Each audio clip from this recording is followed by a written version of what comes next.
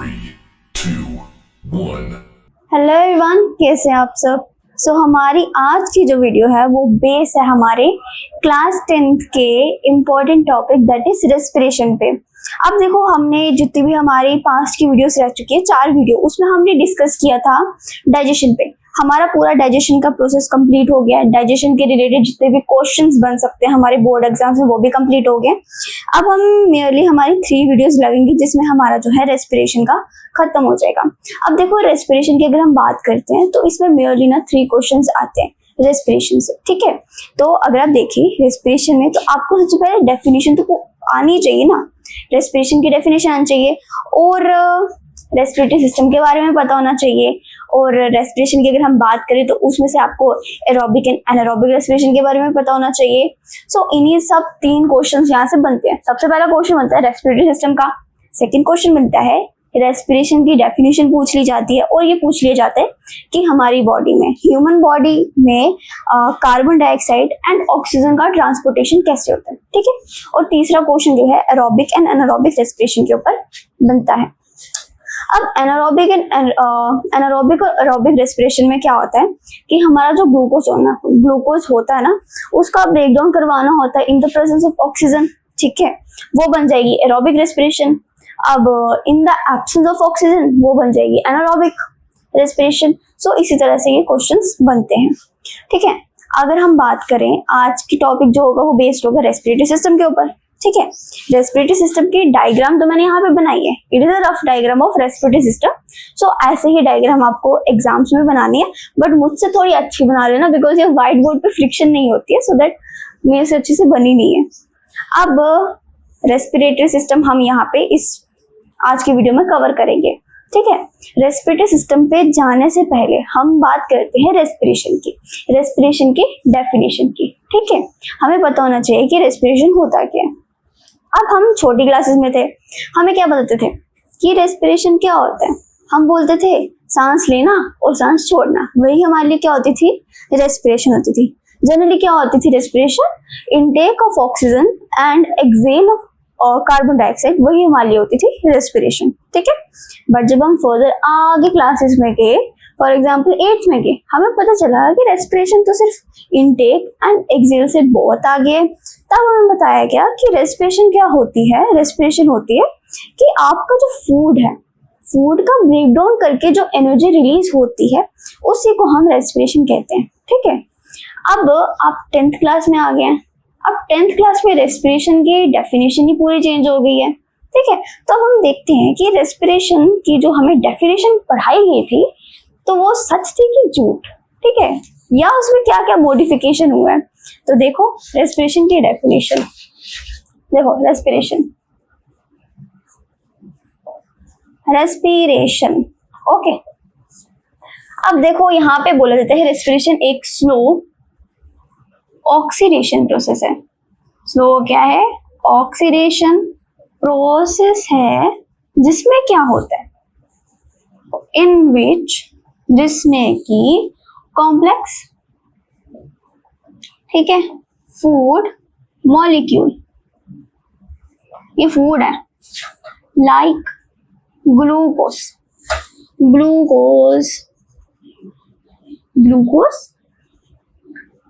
Broke down, टूट जाता है, टू फॉर्म क्या बनाने के लिए, CO2 and oxygen along with the release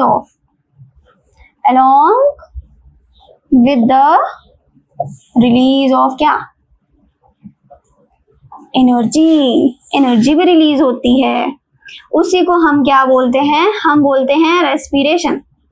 उसी चीज को हम क्या बोलते हैं, रेस्पिरेशन, ठीक है।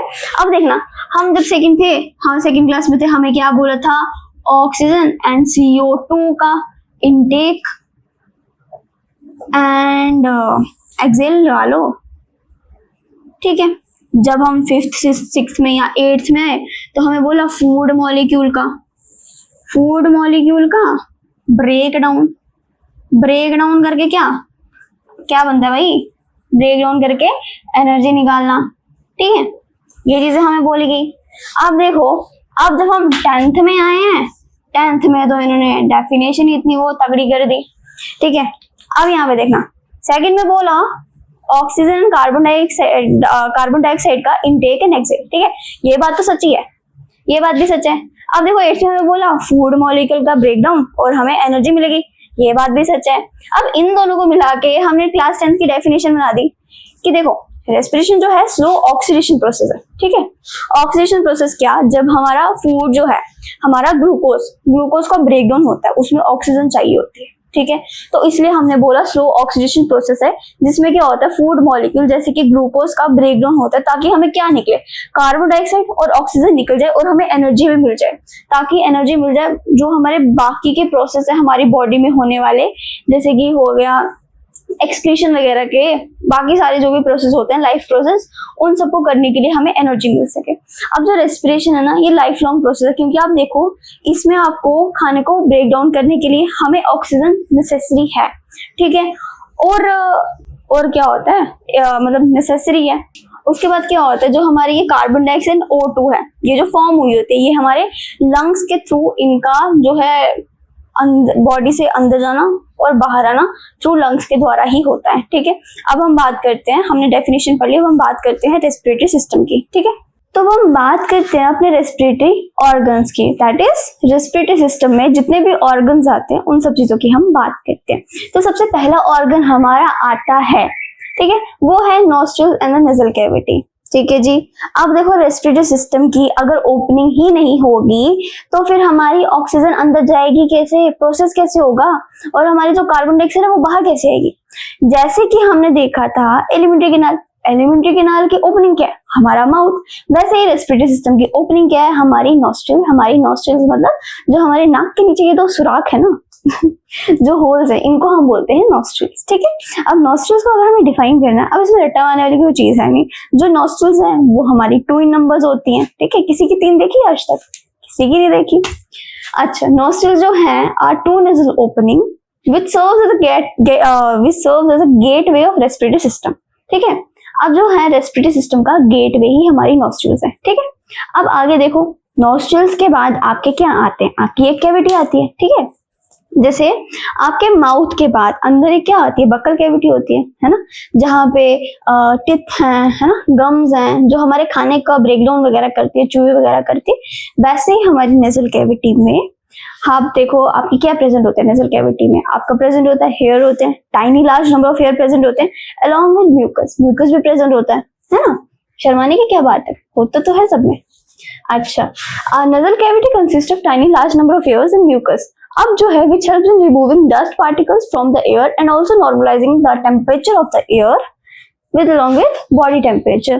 अब हमें ये जो हेयर एंड म्यूकस दिया, इनका भी कोई फंक्शन तो होगा ही ना, ऐसे तो कोई मतलब ऐसे तो भगवान ने हमें दिए नहीं है। अब जो हमारा म्यूकस होता है, म्यूकस क्या करता है, जितने भी हमारी एयर में डस्ट पार्टिकल्स होती है उनको एब्जॉर्ब कर लेता है, ठीक है। उनको हमारे सिस्टम जो हमारे आगे का सिस्टम है वहां तक पहुंचने नहीं देता है। और सेकंड जो हमारे हेयर होते हैं, ठीक है, हेयर के साथ भी डस्ट जो है वो काफी ज्यादा फंस जाती है। और मेजरली हेयर का ये काम है कि वो जो है जो टेम्परेचर है एयर का उसको नॉर्मलाइज कर देता है अलॉन्ग विद हमारा बॉडी टेम्परेचर के हिसाब से, ठीक है। अब देखो नेजल कैविटी और हमने नॉस्ट्रिल्स तो पढ़ ली, ठीक है। अब हमारा आता है फेरेंस। अरे यार ये मार कर कभी चलता ही नहीं है। अब फेरेंस देखो, फेरेंस क्या होता है, फेरेंस हमने एलिमेंट्री कैनाल में भी पढ़ा था, ठीक है। एलिमेंट्री कैनाल में हमने क्या पढ़ा था, फेरेंस जो होता है बक्कल कैविटी से ईसोफेगस तक होता है, एक जंक्शन होता है बीच में, ठीक है, बीच में बना हुआ, जिससे क्या होता है बक्कल कैविटी से ईसोफेगस तक आराम से खाना पहुंच जाता है, ठीक है। अब देखो फेरेंस के बाद रेस्पिरेटरी सिस्टम में फेरेंस के बाद लेरेंस आता है, ओके। अब फेरेंस हमारा हमने पीछे भी पढ़ा था कि फेरेंस जो होता है वो हमें हेल्प करता है कि कहीं हमारा जो खाना है, हमारा खाना गलती से हमारी विंड पाइप में ना चला जाए, इसलिए वो जो है ड्यूरिंग जब हम swallow करते हैं उस टाइम पे वो क्लोज होता है। अब वो क्लोज कैसे होता है, एपिग्लॉटिस की मदद से। एपिग्लॉटिस ने फेरेंस को गार्ड किया होता है जिसकी मदद से वो खुलता है और बंद होता है उसका पासेज, ठीक है। तो अगर हम यहाँ पे बात करें फेरेंस की, फेरेंस क्या है हमारा, इधर रेस्पिरेशन में ये जंक्शन है, अरे यार sorry, it is the junction, ओहो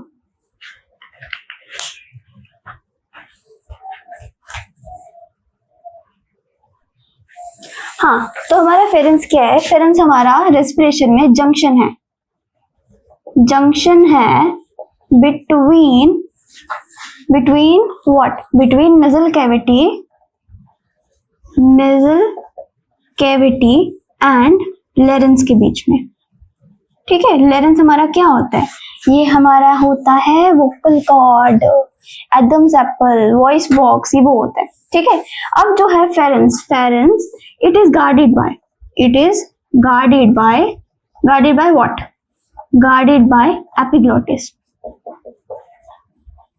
एपिग्लॉटिस ये आता है एमसीक्यूज में। Epiglottis which closes the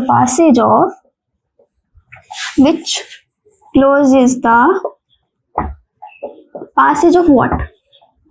Passage of windpipe, passage of air, और कह सकते हैं windpipe while swallowing the food।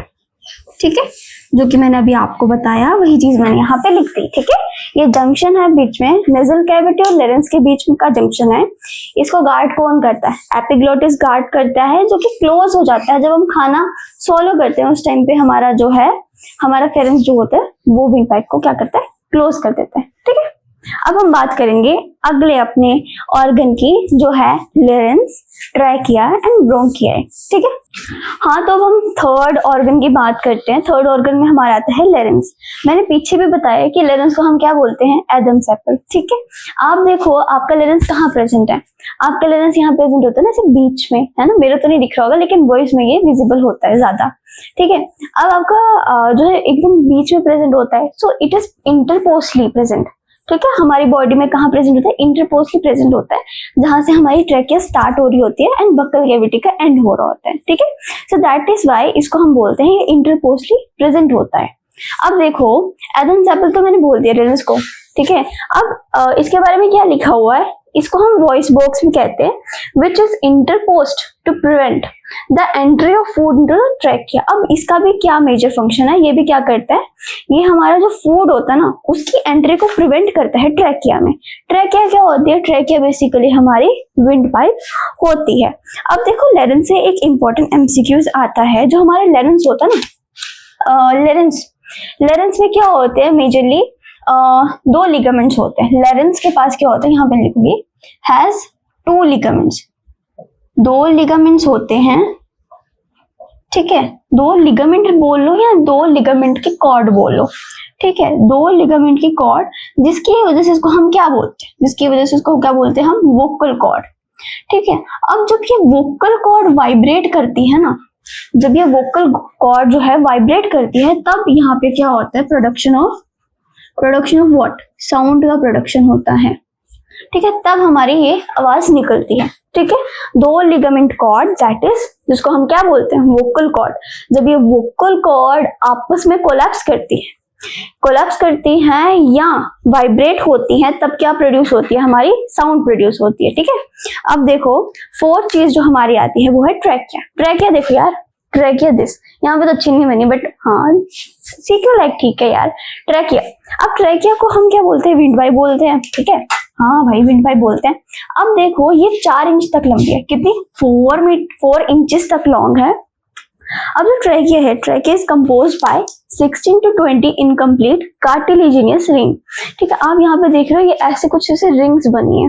ठीक है, ये जो इसका नंबर जो होता है इन रिंग का 16 to 20 के बीच में हो रहता है, और ये जो होते हैं इसको हम इनकम्प्लीट कार्टिलेजिनियस की रिंग्स कहते हैं। ये पूरी कंप्लीटली गोल नहीं होती है, इनकम्प्लीटली होती है। ठीक है, अब देखो एक इंपॉर्टेंट क्वेश्चन होता है कि हमारी जो ट्रैकिया है उसमें इस कार्टिलेजिनियस रिंग का क्या फंक्शन है? ठीक है, why it is important to have this type of ring in our trachea?